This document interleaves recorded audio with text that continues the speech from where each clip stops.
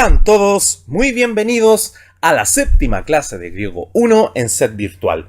En esta oportunidad nos corresponde ver materiales para el análisis del texto bíblico utilizando la lengua griega. Así que, sin más preámbulos, comencemos entonces.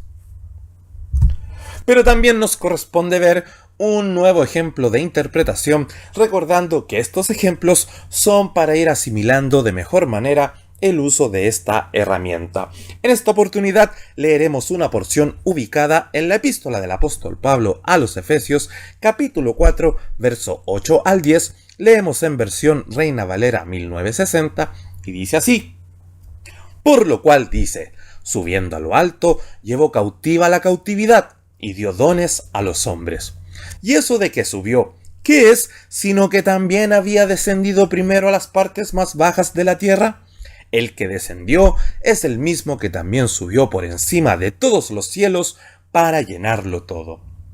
Una hermosa porción, pero que muchos utilizan para sustentar lo siguiente, diciendo que Cristo, una vez resucitado, pero antes de ir a sentarse a la diestra del trono de Dios, bajó a los infiernos para predicar a los cautivos, para predicar a los demonios y para enrostrar a Satanás su victoria sobre la muerte.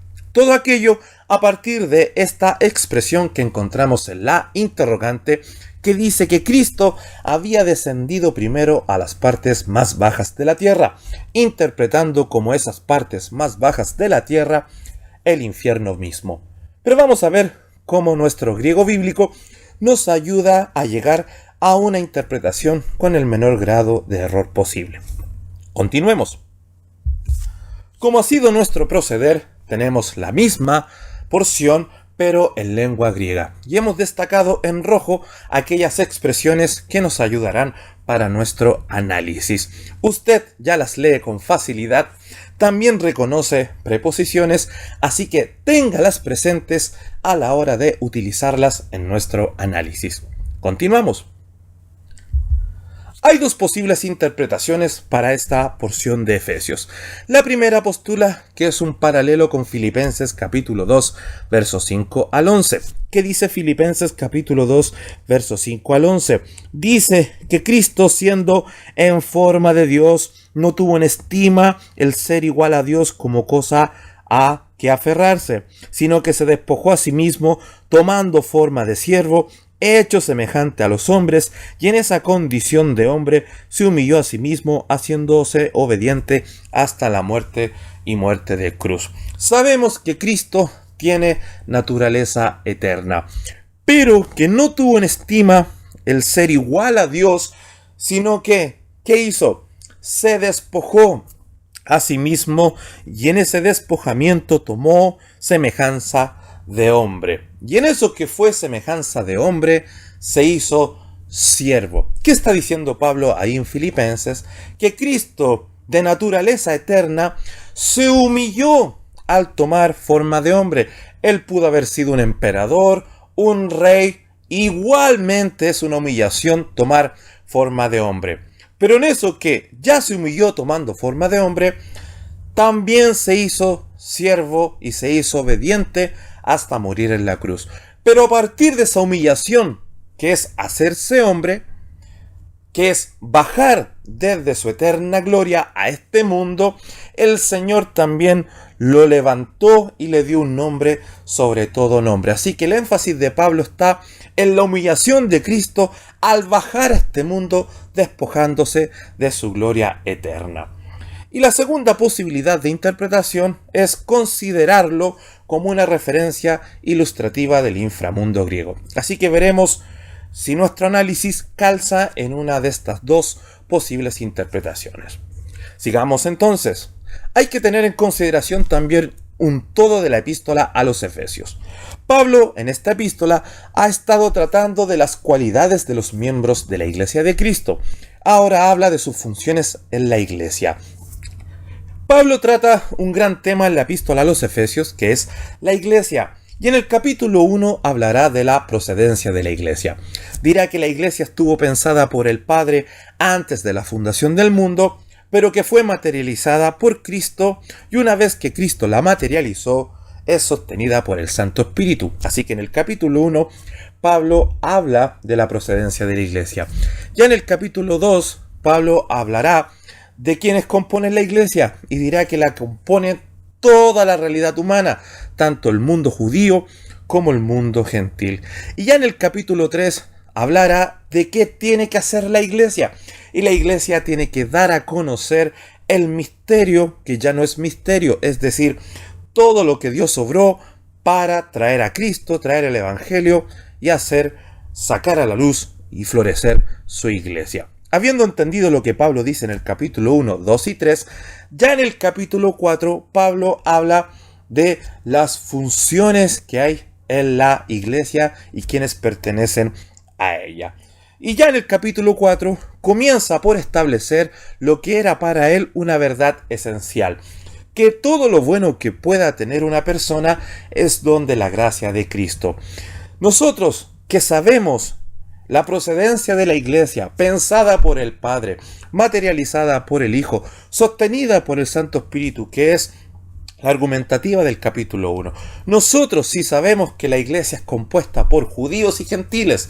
Nosotros sí sabemos que la iglesia debe predicar y dar a conocer el misterio que ya no es misterio, que Dios hizo todo esto para salvar al mundo. Y nosotros que sabemos la función que tenemos que hacer en relación a dicho mensaje, somos los primeros en tener claro que todo aquello que tiene que ver con nuestra realidad como iglesia es parte del don de la gracia de Cristo.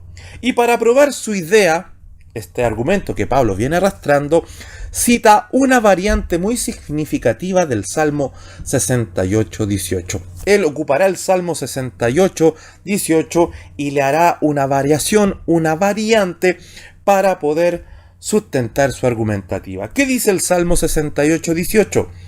Tú has ascendido a lo alto, has llevado en cautividad a tus cautivos, has recibido dones entre los hombres y aún entre los rebeldes, para que el Señor Dios habite entre ellos. Sigamos entonces con nuestro análisis.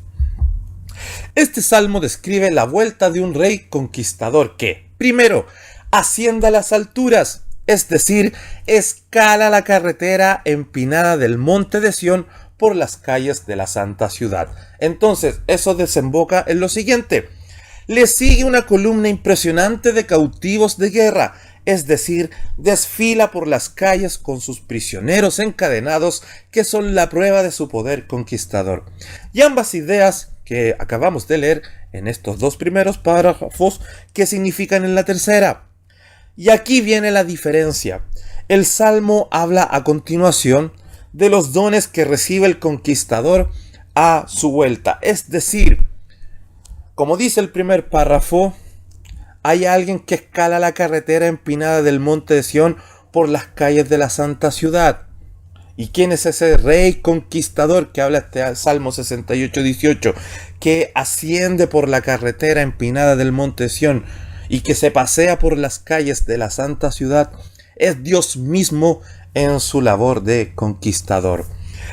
Luego le sigue una columna impresionante de cautivos de guerra, es decir, desfila por las calles con sus prisioneros encadenados, que son la prueba de su poder conquistador. Ese salmo habla de que Dios, en su labor de guerra, en su labor que lucha la batalla por el pueblo, sube a la santa ciudad, y en eso de que sube al lugar donde él habita, que es dicha santa ciudad, también trae a sus prisioneros encadenados como prueba de su poder conquistador. Entonces el Salmo 68, en específico el verso 18, es cómo se asimila esta realidad de un conquistador que lleva a sus prisioneros hacia su lugar de morada, se le atribuye a Dios. Pero aquí está la variante, aquí está la diferencia, porque el Salmo habla a continuación de los dones que recibe el conquistador a su vuelta. Si Dios es el personaje, este conquistador que está volviendo a la santa ciudad con esta prueba de que ha sido un vencedor, Dios ha de recibir, ¿qué cosa? Los honores, ¿no? Ha de recibir los dones. Pero Pablo lo cambia en cuanto a que el Señor no recibe dones, sino que por el contrario, Él dio dones a los hombres. Entonces Pablo está usando ese Salmo 68:18 con la siguiente intención: que Cristo vuelve a su lugar, vuelve al lugar donde Él pertenece, vuelve al lugar de su morada. ¿Y qué hizo? Conquistó, venció la muerte. Pero en eso que conquistó, venció la muerte y se retira a su lugar, a su morada, que es esa eternidad a la cual Él pertenece, ¿qué sucedía? Debía recibir honores, debía recibir honra, gloria, dones. Pero al contrario, ¿qué hace Él? Una vez que llega a sus lugares celestiales, bendice a la iglesia, da dones a los hombres.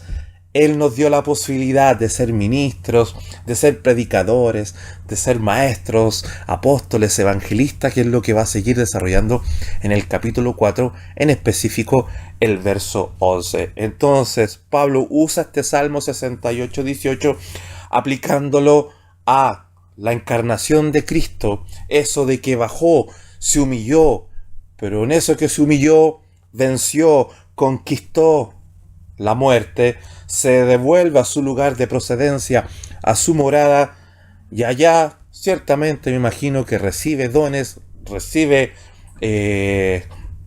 todas las dignidades del vencedor, pero llegando allá, él, ¿qué hace?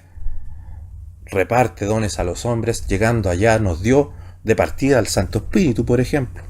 Entonces, allí apunta esta idea de este Salmo 68:18 que Pablo utiliza en Efesios 4. Sigamos sí con el análisis, porque todavía no tenemos las expresiones en griego. Y aquí están. La ascensión a lo alto, que en el texto griego encontramos en la siguiente expresión: anabás, eis, Gypsos, de Cristo. La ascensión a lo alto de Cristo fue gloriosa. ¿Vieron? Recibió la bienvenida al cielo de parte de su Padre. Ahí están las citas bíblicas que respaldan aquello. Y a su entrada a la gloria, todo el cielo se regocijó. Aquí tenemos las otras porciones que respaldan aquello. Esta ascensión, por medio de la cual Él, siendo vencedor sobre Satanás, el pecado y la muerte, volvió a entrar al cielo con todos los méritos de su sacrificio expiatorio. Y todo lo anterior jamás habría sido posible. Él no hubiese podido recibir esos laureles, esos vítores, esas expresiones, si Él no hubiese bajado primero, si Él no se hubiese humillado primero, si Él no hubiese bajado de su gloria y no hubiese muerto en la cruz, Él no hubiese podido volver como vencedor. Así que todo lo anterior jamás habría sido posible si no hubiese descendido primero. Catebe proton, de las glorias del cielo a la vergüenza y sufrimiento del mundo. Así que ya vamos entendiendo hacia dónde Pablo apunta y la aplicación de esta porción. Es sencillamente otro modo de decir que la exaltación de Cristo, ahí está la expresión griega ho, anabás, gina, plerosei, ta, panta, fue el resultado de su humillación. Ahí está el corazón de nuestra interpretación. Es decir, que la exaltación de Cristo, que está contenida en esta expresión en griego, fue el resultado de su humillación. No hubiese sido posible dicha exaltación si Él no hubiese bajado primero, como lo dijimos. Humillación tan profunda e indescriptible que el apóstol la caracteriza diciendo que descendió primero a las regiones más bajas de la tierra. Fue tanta su humillación que cuando bajó tomó forma de hombre, pero ya tomando forma de hombre era una humillación. Hubiese sido rey o un emperador, como decíamos, pero Él bajó a lo más bajo, bajó a lo más terrible. En eso que ya se humilló por ser hombre, nació en un pesebrucho. Así que bajó a lo más bajo. Así que qué interesante ver ahí, podemos encontrar la preposición katá bajar hacia abajo, ¿no? Como lo vimos en clases anteriores. Entonces, descendió a lo más bajo de lo bajo. Y no olvidar las concepciones orientales, ¿no? Que la deidad siempre vive en lo alto y que el humano, entre más bajo esté, más indigno es. Si usted se fija, paréntesis, en el texto bíblico, a Jerusalén siempre se sube, aunque geográficamente quizás bajemos. Así como por ejemplo en Chile, Calama, tomando como referencia el nivel del mar, está más alta que Santiago. Pero supongamos que Dios está ahí en Calama y nosotros estamos en Santiago, ciertamente nosotros subiríamos a adorar a Dios. Pero si fuese al revés, si el templo de Dios estuviera aquí en Santiago y nosotros en Calama, geográficamente bajamos. Pero en las concepciones orientales, como Dios siempre vive en lo más alto, aunque bajáramos de Calama a Santiago, y tendríamos que decir subamos a Santiago, ¿no? Así que, claro, Él descendió, ya se humilló al descender, pero descendió a lo más bajo. Así que ahí está la humillación, y a partir de esa humillación fue posible su exaltación. La expresión del verso número 9 está en contraste directo con más alto que todos los cielos, que es la que encontramos en el verso 10, esa expresión que dice Hiperanó, Pantón, Ton, Uranón. ¿Ya? Así que usted lo lee muy bien porque sabemos que así lo ha estudiado. Vámonos entonces con algunas conclusiones. Entender que el texto habla del descenso de Cristo al infierno, como algunos afirman, que ocurrió durante el intervalo entre su muerte y la resurrección, con la intención de, primero, liberar las almas de los santos del Antiguo Testamento del limbus patrum, esa especie de lugar intermedio de las almas, una vez que dejan este escenario terrenal, esta vida, no es correcto. También aquellas ideas que sustentan que proclamar la gracia a los perdidos, o a algunos de ellos, tampoco tiene sustento en esta porción, ni en otras porciones tampoco. Y que Cristo fue a hacerle burla a Satanás con el anuncio de su victoria, tampoco tiene sentido. Sería entonces afirmar que Pablo cree en la existencia del catábasis griego, este inframundo donde se encuentra el Hades. Sería pensar que Pablo está afirmando y corroborando que el catabasis griego, este inframundo griego, el Hades, existe, y Pablo no sustenta aquello porque el texto bíblico escrito por judíos muestra otras concepciones del mundo de los perdidos, ¿no? Sin embargo, no hay nada en la teología paulina ni lugar alguno en las epístolas de Pablo que sugiera tal descenso al infierno. Tampoco tenemos textos paralelos y tampoco hay indicación de ello en Filipenses 2 como lo analizamos. Ya para estar finalizando nuestro análisis, decir que Pablo está validando la existencia del catábasis griego es un error, porque vemos en el texto bíblico en voz de Pedro, en una de sus epístolas, como judío él detalla esta realidad y esta concepción del mundo, de lo creado, que Pablo, siendo judío, podría estar más cerca de esta que de creer que el catábasis griego es una realidad.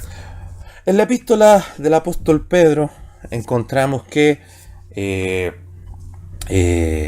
hay una porción donde explica en función del relato de Noé, y ahí podemos ver esta concepción de lo creado, una concepción más bien judía, donde nos habla, por ejemplo, que aquí está la tierra, ¿no? Y debajo de la tierra está el Sheol. Pero debajo de la tierra, ¿qué hay? Agua, ¿ya? Y esa agua es el gran abismo, ¿no? Si se fija, entre la tierra que contiene el Sheol, ¿ya?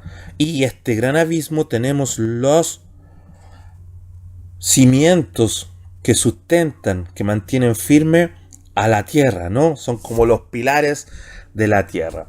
Y este gran abismo es distinto al mar. Este sería como el mar que vemos, pero el gran abismo es como las profundidades mismas, ¿no?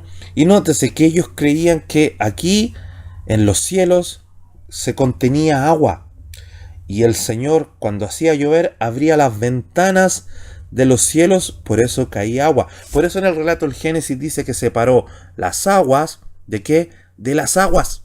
Porque los judíos creían que aquí había agua. Cuando llovía, se abrían unas ventanas acá y llovía. ¿Ya? Y nótese que aquí tenemos una puerta de los cielos, ya entre estos cielos que contienen agua, y había una puerta para llegar al cielo de cielos, que sería el que viene después de este primer cielo que contiene aguas.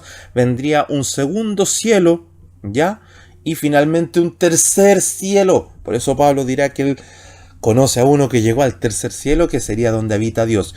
Y ahí hay una puerta, ¿no?, que nos permite llegar. Entonces, si algo podría creer Pablo, por ejemplo, si es que fue así, sería más cercana a esta concepción que el catábasis griego, este inframundo, este Hades, donde habita Satanás y habitan todas estas leyendas, mitos del mundo griego y estas concepciones griegas.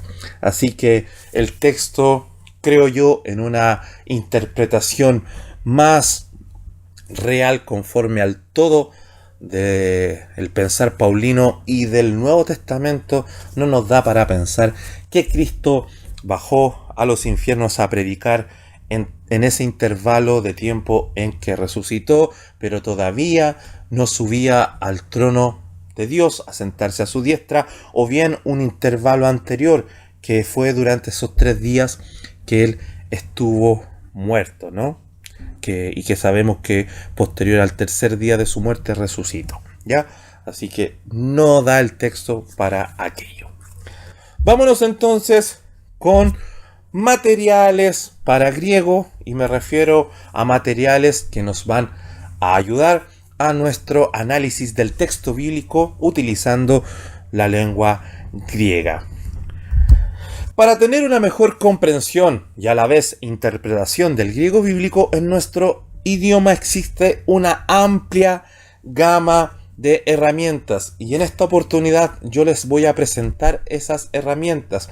Como dice el enunciado acá, hay una amplia gama, hay hartos recursos, pero muchos de esos recursos tenemos que cumplir un requisito previo para poder utilizarlo, que ha sido la tendencia y el objetivo de nuestra clase, que es la lectura en griego, porque la riqueza de este material está en saber leer lengua griega. Si usted no sabe leer lengua griega, no lo va a poder utilizar y por ende basarse en este material para su análisis del texto bíblico.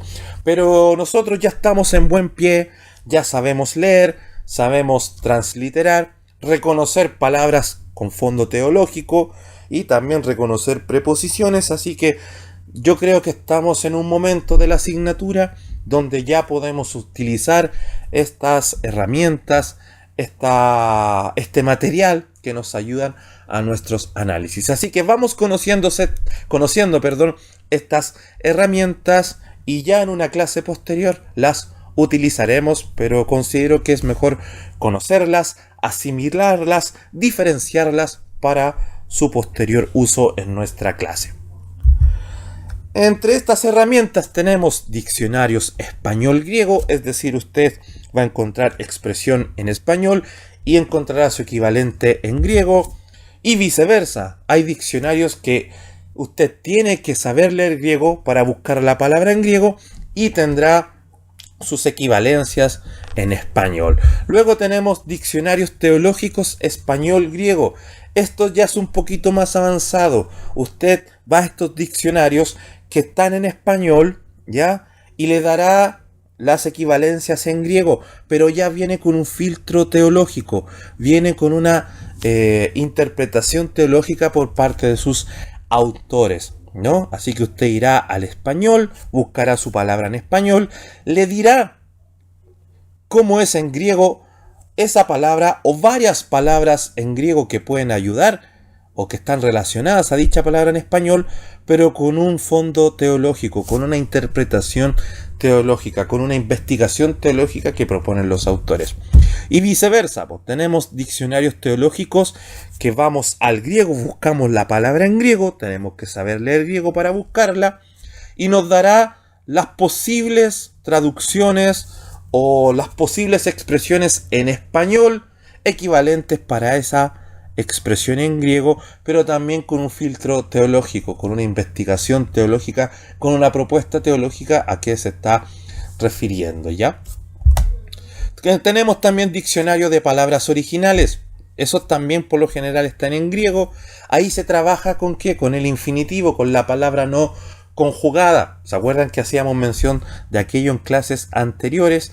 En el griego no solo se declina o conjuga el nombre, sino que los pronombres, los adjetivos, los sustantivos, etc. Y en estos diccionarios de palabras originales generalmente encontramos la palabra no declinada en su infinitivo. También existen los léxicos griegos español, que es un léxico, nos pone la expresión griega en un contexto. Los léxicos están en griego, ¿ya?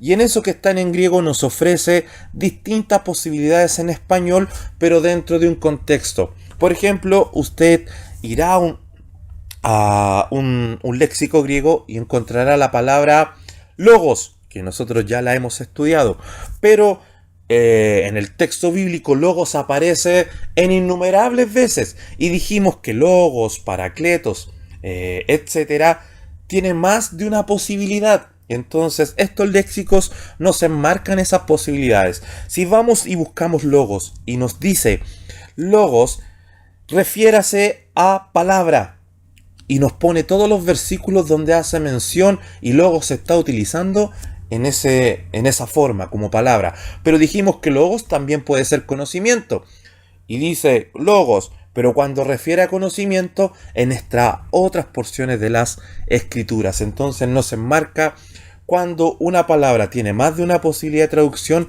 en donde se está usando una posibilidad, donde se está usando la otra posibilidad, ¿ya? Tenemos Biblias interlineales, ¿ya? Ahí tenemos Biblias que van con el texto griego y abajo con la respectiva equivalencia, traducción al español de manera literal. Recuérdese que cuando traducimos, tenemos que traducir en una primera instancia literal y después dinámicamente, y los textos van a quedar así como fríos, literales, como decíamos, y a veces van a sonar un poquito no muy ordenadas, las oraciones, la sintaxis. Así que las Biblias interlineales nos presentan esa traducción más bien literal, ¿no? Al hueso. Tenemos concordancias analíticas griego-español.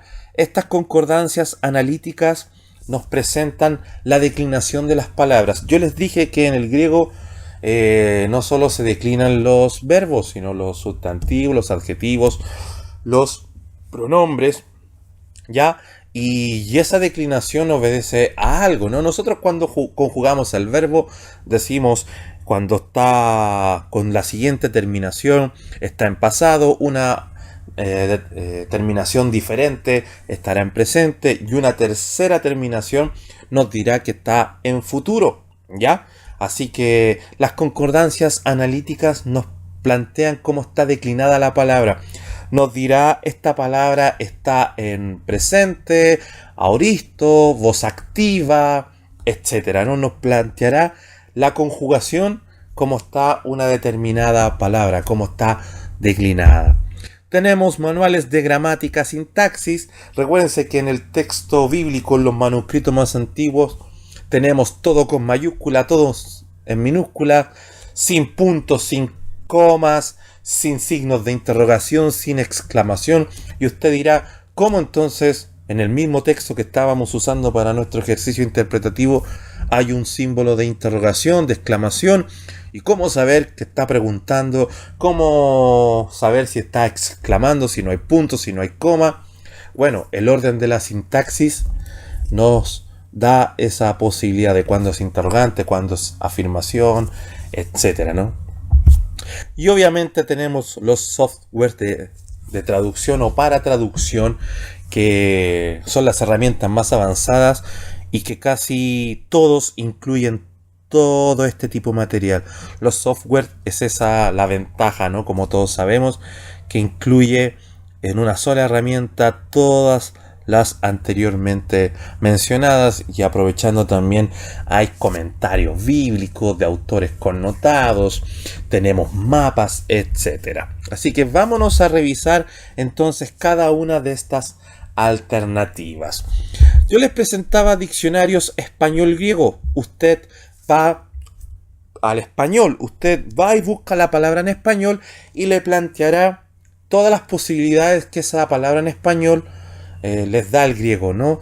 Se da este ejercicio, usted va a buscar una palabra, por ejemplo, amor, y en el griego existen varias posibilidades para amor, ¿ya? Así que los diccionarios cumplen este rol y dan como definiciones, tal cual un diccionario, el Larousse, etcétera, que usted tenga, usted que conoce, usted va a un concepto, lo busca y le dará una definición. Estos diccionarios español-griego hacen lo mismo. Usted va en español, busca la palabra Cristo, busca la palabra amor y le dará una definición, y también por lo general le dan las distintas alternativas para esa palabra en español. Uno de los más conocidos es el Vine, ¿ya? El Vine, este diccionario expositivo de palabras del Antiguo y Nuevo Testamento, ¿ya? Obviamente consideramos la parte del Nuevo Testamento, que es nuestro ramo, ¿no? Porque el Nuevo Testamento está escrito en griego. Este Vine tiene las expresiones y los términos en español, así que tenga en consideración aquello. Dijimos que también tenemos lo contrario, ¿no? Diccionarios griego-español, la misma idea, pero usted va a buscar una palabra en griego, la encontrará, ahí tiene que saber leer griego, le dará una definición y también le dará las posibilidades de palabras en español para ese vocablo griego. Y uno de los más conocidos es ¿no? El manual Vox, ¿ya? Griego clásico español. Este no es griego koiné, como lo estamos estudiando nosotros, sino que un griego clásico, ¿ya? Ahora, esta no es una herramienta pensada en análisis bíblico, pero es una herramienta que igual se puede utilizar, ¿ya? Dijimos que también teníamos diccionarios teológicos español-griego, y la mejor alternativa para mí en la actualidad es este diccionario teológico del Nuevo Testamento de Koenen. Dijimos que estos diccionarios teológicos son muy similares a los anteriores, pero aquí ya vienen con un filtro teológico. Este trabaja en español, las expresiones están en español. Usted va a ir a buscar la palabra, digamos bautismo, y usted buscará bautismo en español. ¿Qué hará el Koenen? Usted buscará bautismo y le dirá para bautismo son posibles las siguientes expresiones griegas, o se utilizan las siguientes expresiones griegas, y esas expresiones les da un fondo teológico. Esta expresión era usada en algún momento de la historia de tal manera, por los judíos era usada de este tipo, por los gentiles era usada de esta otra manera. Esta expresión, cuando aparece en las escrituras, Santiago la ocupa de esta manera, Pedro de esta otra manera, a partir de que ellos estaban escribiéndole a tal mundo. Entonces ya les da como un marco teológico, y cuando digo teológico, histórico, cultural, ya, así que es una muy buena herramienta. Está en 4 tomos, ya, así que creo que es la mejor alternativa todavía en estos de diccionarios teológicos español-griego. Tenemos también lo contrario, griego-español, y la mejor alternativa para mí todavía sigue siendo el diccionario teológico griego-español de Gerard Kittel, ¿ya? Esto es lo mismo que decíamos anteriormente, pero al revés, ¿no? Usted aquí busca las expresiones en griego, y una vez que encuentre la expresión en griego, sabiendo leer griego, usted encontrará distintas posibilidades de esa expresión en español, pero le dirá lo mismo, ¿no? Equivale a esto, pero considerando que en el mundo griego se pensaba así, en el mundo romano asá, ya, etcétera, ¿no? Es como un desglose de la palabra, su uso en el tiempo, su marco, cómo se usa en el Antiguo Testamento, en el Nuevo Testamento, etcétera. Luego yo les decía que teníamos diccionario de palabras originales. Y este es uno de los más conocidos, ¿no? La concordancia Strong. Usted usa esta concordancia tal cual usa las concordancias hoy día. Como nosotros usamos las concordancias, ¿no? Nosotros buscamos una determinada palabra. Quiero saber de la palabra esclavo. Voy a la concordancia, busco la palabra esclavo y me nombra todas las citas bíblicas donde está la palabra esclavo, ¿ya? Ahora, ¿dónde está la gracia de esta obra también ya de bastantes años, décadas? Es que usted busca la palabra, ¿ya? En la concordancia, usted busca la palabra esclavo, le dirá esclavo está en Filipenses 1:1, por decirle algunos textos así al azar, está en Mateo, está en Lucas, y usted las va a buscar, y cuando las va a buscar le aparece cuál es la expresión griega que ahí se está utilizando, y a partir de saber ya la expresión griega, usted ya puede ir al diccionario teológico, ¿ya? Y usar otras herramientas también. Entonces, esta concordancia nos da qué palabra está usando en griego para determinadas expresiones, conceptos, palabras, y también nos da una pequeña traducción, ¿no? Así que la concordancia como que nos ayuda a buscar las palabras, y en el caso del griego, esta concordancia Strong nos ayuda a saber qué palabra está utilizando, ¿ya? Y con una muy rápida traducción, equivalencia, ¿no? Tenemos también léxicos griego-español, y aquí tenemos el de Alfred Tully, o Tully como dicen algunos. Recuérdense que el léxico, yo les dije, tiene que saber leer griego. Usted va al griego, busca la expresión, por ejemplo, Adelfos, hermano, ¿y qué le dirá? Adelfos le tira una pequeña traducción, hermano, amigo, ya, en sentido de fraternidad, pero refiere hacia hermano y le da todos los versículos donde se ocupa como hermano. Pero Adelfos también puede ser como un amigo fraterno, por ejemplo, así. Bueno, estos son los versículos donde se usa como amigo fraterno. Entonces, como que enmarca un poquito donde se está usando de una manera y de otra manera una misma expresión griega. Dijimos también que están las líneas Biblias interlineales. Estas son las que más están disponibles, el material griego más disponible en todas las librerías. Y ahí tenemos, por ejemplo, esta de Francisco La Cueva. Esta es la versión actualizada, ¿no? Una que ya tiene muchos años. Está la opción de César Vidal. Tenemos el Nuevo Testamento de las Sociedades Bíblicas interlineal. Y tenemos, por ejemplo, el de Hernández Ardura. Todos son Biblias interlineales como las detallamos anteriormente. El texto va en griego como está en griego, pero abajo va la traducción literal, y a veces esa traducción literal usted la lee y no tiene mucha forma, como la que la sintaxis está un poquito desordenada, incongruente, pero es una recuérdense, una traducción literal. Usted entonces va a ver el texto griego, abajo va a ver una traducción literal en español, pero ya va a ir conociendo cuál es la expresión griega para una palabra y cómo se traduce literal dicha expresión, ¿ya?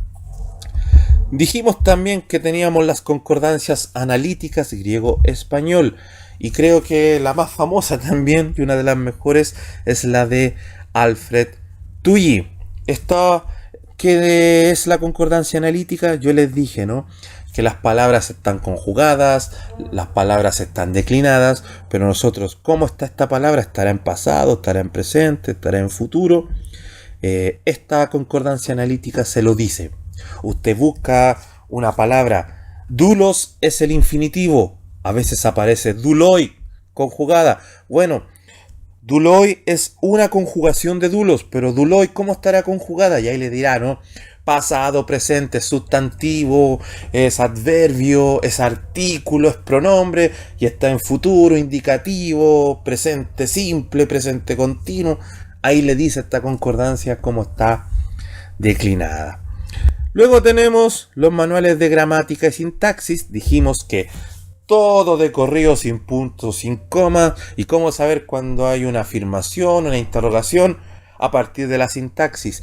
Y esta herramienta, esta gramática griega sintaxis del Nuevo Testamento de Daniel Wallace y Daniel Steffen, nos ayuda mucho ya a empezar a conocer la sintaxis, cuando está ordenada de una manera o de otra la oración, qué nos está diciendo, cómo lo está diciendo. Así que esto ya no solo trabaja con palabras, esto es como el siguiente paso de los materiales anteriormente vistos. Estos trabajan principalmente con palabras, ya con infinitivos. Ya las concordancias analíticas nos hablan de conjugaciones, pero hasta aquí hemos hablado de palabras, quizás en particular a eso apunta, ¿no?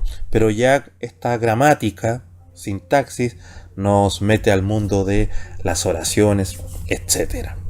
Y por último teníamos los software para traducción, que yo le decía que la gran ventaja es que traen todo esto incorporado, y súmele mapas, súmele diagramas y también comentarios, etcétera. Hay muchos software que nos ayudan, pero creo que uno de los mejores que he podido trabajar es Bibleworks en su versión número 8, en su versión número 10. Así que de los software para traducción que contienen todo este material que hemos especificado y mucho más, creo que es de lo mejor que hay aún. En esto de los software, uno, aunque quiera estar actualizado, nunca lo está del todo, porque siempre hay herramientas que uno no conoce. Pero yo les presento las más populares, las que vamos a trabajar también en este ramo, y creo que son las necesarias para que las apliquemos en función de lo que hemos aprendido. Hemos aprendido a leer, a transliterar, a reconocer palabras, preposiciones, ¿ya? Y un sinnúmero de recursos más. Entonces ya tenemos un buen piso para usar estas herramientas, ¿ya? Y comprenderlas y poder sacarle provecho. Así que ya en las próximas clases vamos a ver ejemplos y vamos a poder analizar un par de versículos del Nuevo Testamento utilizando cada una de estas herramientas, que en lo personal siento que son una buena base ya para empezar a aventurarnos con análisis en función de nuestras exégesis, ¿ya? Así que lo dejamos hasta aquí. Como les decía, quiero presentarles estas herramientas para que ustedes las vayan analizando, las vayan conociendo y las vayan internalizando. Si usted vaya al internet, puede ir al internet, vaya, averigüe, búsquelas. Algunas están disponibles. Mire la carpeta de libros que yo dejé en este ramo. En esa carpeta también encontrará la gran mayoría de estas herramientas, porque en algún momento las vamos a utilizar y ya las tiene disponibles en esa carpeta. Y la idea es que, al estar disponibles en esa carpeta, la gran mayoría las utilicemos, pero desde ya usted se meta y en estas semanas, en estos días que tenemos por delante antes del fin de nuestro ramo, usted ya no llegue sin una base al día en que las utilicemos, sino que vaya a esa carpeta, revíselas y vaya ya conociéndolas para tener un poquito más avanzado aquello. Lo dejamos hasta aquí, el Señor les bendiga y será hasta la próxima oportunidad.